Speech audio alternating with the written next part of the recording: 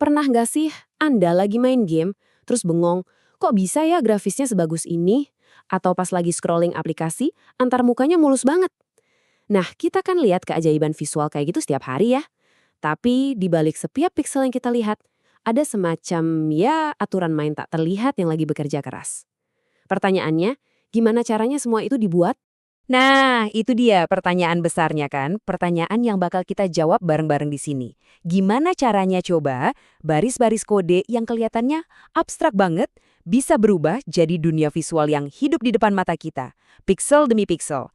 Yuk, kita coba bongkar rahasianya satu persatu. Oke, untuk bisa paham, kita harus coba berpikir kayak komputer. Dan rahasia pertamanya, ini dia, ternyata gambar yang paling rumit sekalipun, yang paling detail, itu sebenarnya cuma kumpulan dari bentuk-bentuk yang super duper sederhana. Iya beneran, coba lihat deh mobil keren ini. Di mata kita, ya ini satu mobil utuh kan? Tapi buat komputer, ini tuh cuma kerangka. Kerangka yang disusun dari ribuan bahkan jutaan bentuk datar sederhana yang namanya poligon. Kenapa poligon? Soalnya komputer itu jago banget ngitung matematika garis lurus. Itu keahliannya. Nah, dari semua poligon yang ada satu juaranya segitiga. Kenapa harus segitiga? Simple. Segitiga itu dijamin selalu datar, nggak bakar melengkung aneh-aneh, jadi perilakunya gampang banget ditebak secara matematis. Bisa dibilang, segitiga ini atomnya dunia grafis, unit paling kecil yang bisa diolah hardware dengan super cepat. Tapi tunggu dulu, kalau semua dibuat dari segitiga, dan segitiga itu kan cuma gabungan garis, berarti kita nemu masalah yang lebih mendasar lagi dong. Jadi, kalau dipikir-pikir lagi, semua kemegahan visual yang kita lihat itu dasarnya segitiga. Dan segitiga itu cuma 3 garis kan? Artinya, tantangan paling-paling dasar di seluruh dunia grafika komputer itu ternyata sesuatu yang kedengarannya sepele banget. Gimana caranya komputer menggambar satu garis lurus doang? Nah, di sini nih letak masalahnya. Di dunia matematika, garis itu kan sempurna ya. Lurus, mulus, nggak putus-putus. Tapi layar kita itu dunia yang beda. Dunia yang isinya cuma kotak-kotak kaku yang namanya pixel. Ini tuh ibaratnya kita disuruh gambar garis super mulus di atas kertas milimeter blok raksasa. Kita nggak bisa dong gambar di antara kotak, kita harus pilih kotaknya. Jadi di satu sisi kita punya konsep garis yang ideal, di sisi lain kita punya kenyataan grid pixel yang kaku. Pertanyaan utamanya jadi, pixel mana yang harus kita hidupin warnanya biar mata kita ketipu dan ngelihatnya sebagai garis lurus. Di setiap langkahnya, komputer harus bikin pilihan. Para pelopor di bidang grafika komputer dulu nggak bisa cuma ngandelin tenaga komputasi, soalnya teknologinya belum secanggih sekarang. Jadi mereka harus pinter, mereka menciptakan algoritma yang cerdas. Intinya, algoritma ini tuh kayak resep matematika super efisien yang tugasnya cuma satu, memutuskan, oke, abis ini pixel berikutnya yang nyala di sebelah kanan atau di kanan atas, gitu terus di setiap langkah. Awalnya ada algoritma kayak DDA. Logis sih, gampang dimengerti, tapi lambat. Kenapa? Karena dia pakai perhitungan angka desimal atau floating point. Dan itu berat banget buat prosesor jadul. Terus muncullah sebuah terobosan jenius, algoritma Bresneham. Algoritma ini hebatnya bisa ngelakuin hal yang sama persis, tapi cuma pakai tambah kurang bilangan bulat. Operasi yang super enteng dan cepet banget buat komputer. Nah, ini contoh sempurna kalau di dunia grafis, efisiensi itu adalah segalanya. Oke, sip. Jadi sekarang kita udah bisa gambar kerangkanya nih. Garis-garisnya udah jadi.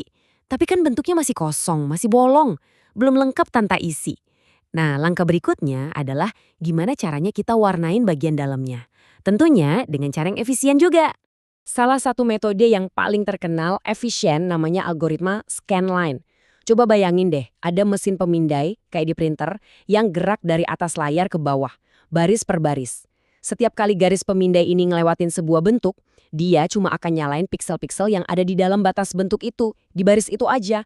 Jadi kerjanya rapi banget, terstruktur, dan tentu saja cepet. Tapi ada satu metode ngisi warna lain yang saya jamin Anda semua udah kenal banget. Bahkan mungkin udah ribuan kali Anda pakai tanpa sadar kalau itu sebenarnya algoritma yang canggih. Fitur ini ada di hampir semua aplikasi edit foto atau gambar. Yap, bener banget. Alat paint bucket atau ember cat. Pas Anda ngeklik di satu area, sebenarnya Anda itu lagi melepaskan algoritma yang namanya flat fill. Cara kerjanya persis kayak air tumpah.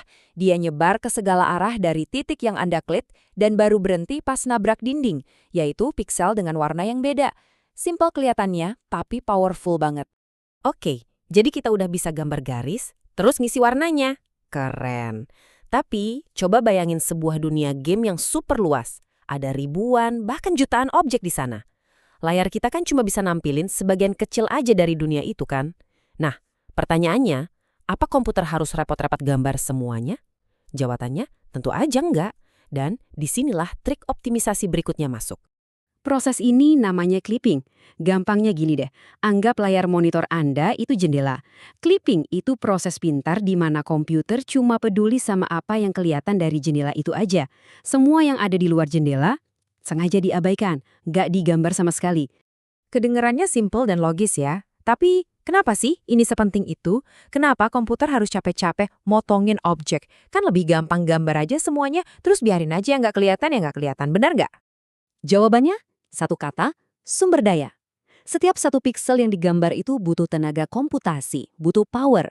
Dengan gak usah repot-repot gambar jutaan poligon yang ada di belakang kamera atau di luar layar, GPU bisa fokusin semua tenaganya buat nampilin apa yang emang Anda lihat.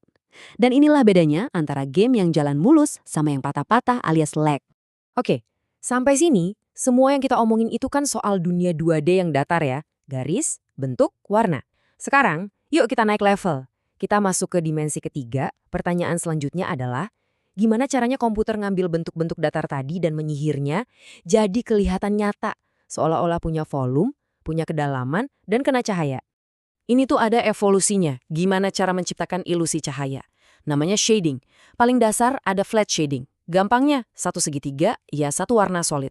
Cepet banget, tapi ya hasilnya kelihatan kotak-kotak kayak game jadul. Lalu ada Gouraud shading. Ini lebih pintar. Dia ngitung warna di tiap sudut segitiga, terus ngeblend warnanya di tengah. Hasilnya jauh lebih halus. Dan puncaknya ada Phong shading. Nah, ini yang paling canggih.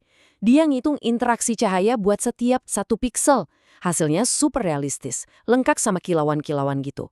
Tapi, ya tentu aja, ini yang paling mahal dan paling berat buat komputer.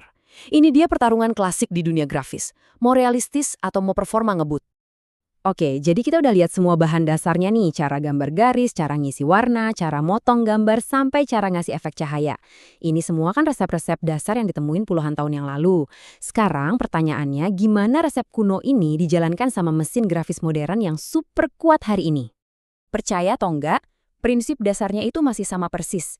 Bedanya, sekarang algoritma-algoritma ini dieksekusi sama program super khusus di dalam GPU yang namanya shader. Bayangin aja shader ini kayak tim koki ahli di dapur GPU Anda. Ada koki yang tugasnya ngebentuk objeknya, namanya vertex shader. Terus ada koki lain yang tugasnya ngewarnain setiap pixel, namanya fragment shader. Mereka ini kerja barengan, ngerjain jutaan segitiga secara paralel dengan kecepatan yang ya luar biasa. Dan jangan salah ya, semua ini tuh bukan cuma buat game loh. Fondasi yang sama persis itu yang dipakai buat bikin efek visual keren di film favorit Anda. Dipakai juga sama insinyur buat ngerancang mobil masa depan di komputer. Dipakai dokter buat visualisasi medis, jadi bisa ngintip ke dalam tubuh manusia. Bahkan dipakai buat nampilin visualisasi data yang rumit jadi lebih gampang dimengerti.